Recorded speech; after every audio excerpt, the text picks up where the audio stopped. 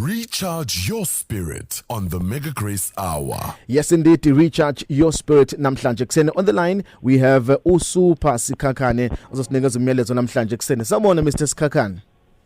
Mr. Nkwanyana, good morning and good morning to the Mega Grace Nation on Vuma FM. Thank you very much for joining us this morning, Mr. Sikhakhane. Thank you very much. Mhlambe nje in 30 seconds, ubani Super Sikhakhane before singene kumyalezo namhlanje kuseni. Super Sikhakhane is a young man who's passionate about teaching, with self-development and leadership. Yes. Yes, sir. Thank you very much. Sacela Mr. Sikhakhane kuseni uvele nje usiphe umyalezo namhlanje kuseni seza ukuthi utheni uNkulunkulu kuthina before we can start our day.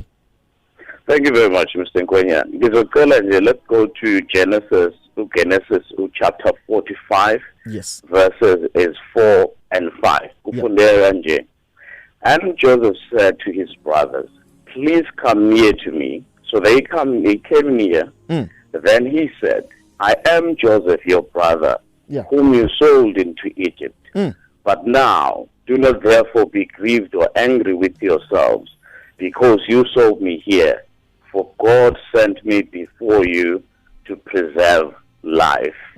Ngifuna nje le ngcwajana encane eshiwo uJoseph sibuke yona nomlaleli kuseni ukuthi, for God sent me before you to preserve life. I want to briefly speak on a topic, a life destined and designed to preserve life. Uma sikhuluma ekuseni, we're looking at Joseph. Who is Joseph? uJoseph uzalwa by Israel. His name is Jacob.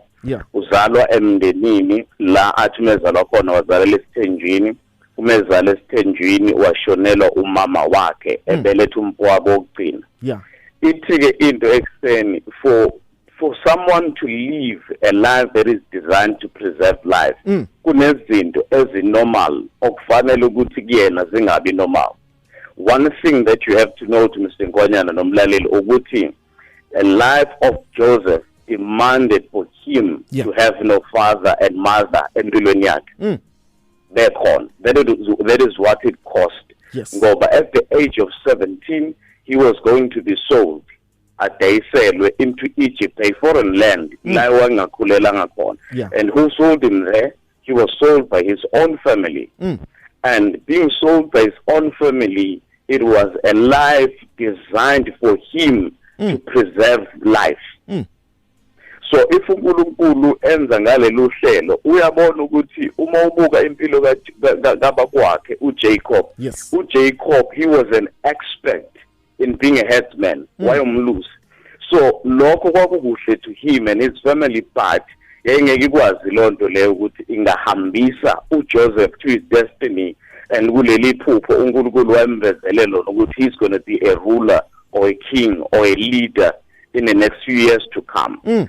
So because wayezalwa umuntu wayengeke kwazi ukuthi amtrain, so he needed to change his location, and ngiyacabanga ukuthi ngendlela wayethandwa ngayo uJoseph ubaba wakhe wayengeke avume to go and be a person who's going to live a life designed to preserve life. So kwamphoqa ukuthi uNkulunkulu draw him out from his family, and ngifuna sibuke ukuthi yini into yakhatha uJoseph nomndeni wakhe. Into yakhatha uJoseph nomndeni wakhe, it was his significance. Ukubaluleka kwakhe. Mind you ukuthi uJoseph at a time la kwafanele ukuthi khona rule and lead in his family, but his brothers bamnqabela ukuthi engenza into kanjalo. So at the age of 17, this man was very lucky. Omunye uyaxaka ukuthi why ngithi why lucky, because ilawa discover khona into okufanele ukuthi ayiphilele, and wathi umesondela kuyona abafowabo bampusha and they sold him to Egypt. Ngifuna ukuthi kumlaleli ekuseni, into obhekana naye ekuqaleni kwempilo yakho is very important, and akufanele uyithathe kancane, and akufanele ukuthi uyibalekele. Kufanele ukuthi uyiqonde ngqo, because that is where I discover ukubaluleka kwempilo yakhe. And uma ubheka ukuthi being there kwangeke kumsize, kwafanele ukuthi aye Egypt, and the Egypt, that is where his destiny and the life that he was supposed to live was. And kwakufanele ukuthi abe train khona. Ngicela nje sibambe lezi zinto ezimbalwa. He was trained by Potiphar. Who is Potiphar? Pharaoh's official umuntu wayephethe endlini kaFaro the training wangeke ayithole ekhaya kubo so kunomuntu okhula engakhuleli kubo hayi ngoba kufanele ukuthi akukhulele impilo okufanele ukuthi ipreserve impilo yakhe neyabanye abantu kuyamphoqa ukuthi akangakhuleli kubo yes omunye uhambe ukuphulela emzini yabantu it's not a bad thing it's a life that has to preserve life in the future iyona indlela uNkulunkulu amhlelele ngayo ukuthi aphile ngayo being trained by Potiphar next he is trained in the jail uzofunda i-correctional service uzofunda how crime is done in Egypt how law is interpreted in Egypt lonto wayengeke ayithole kubo so the life that he had to live to preserve his life kwakufanele ukuthi idlule lapho kuba njengabantu like Oprah Winfrey umuntu wa-ratio esemncane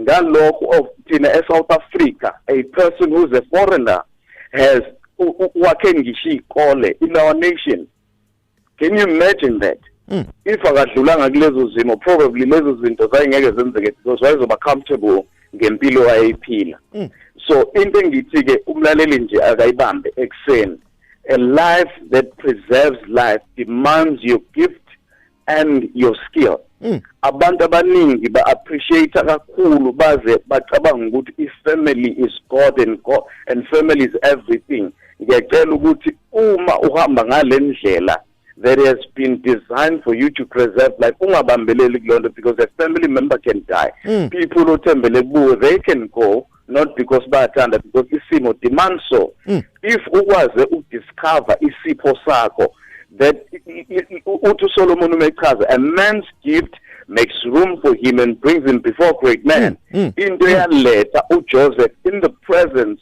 of uFaro was not ukuthi wayelahlwa abazali but igift yakhe yes eyamvulela indlela ukuthi ahambe aphathe i-economy yase-Egypt into ayenzayo his ability to interpret dreams owayithole ebuncaneni iyona yamvulela ithuba to see ukuthi there's going to be a famine and a economic crisis i-ability owayitrainiwe efunda under Potiphar efunda ejele iyona yamenza ukuthi abe ne-ability yokumanage ama-resources i-leadership kaJoseph iyangimangalisa ukuthi i-economic system yonke yase-Egypt wayishintsha imali yalahlekelwa ivelu inkomo nemfuyo yalahlekelwa ivelu ngisho abantu they ended up selling themselves to him and Egypt ngisho ukuthi ekseni sengivala nje kumlaleli ukuthi the leader that you are designed to be an understanding leader that you are becoming will come from problems owathole ebuncaneni bakho igift yakho iyona yokwenzela indlela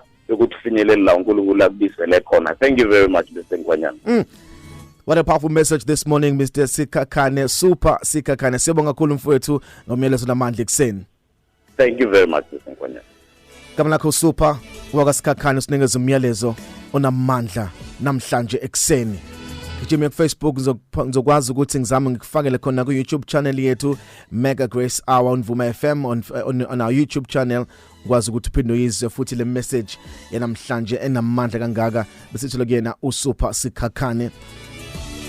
When I return, I'll be checking out your verses on our social media platforms on Facebook, Mega Grace on Vuma 103. Gijima khona ushiye verse lakho ngizolifunda mangibuya ngala or just go to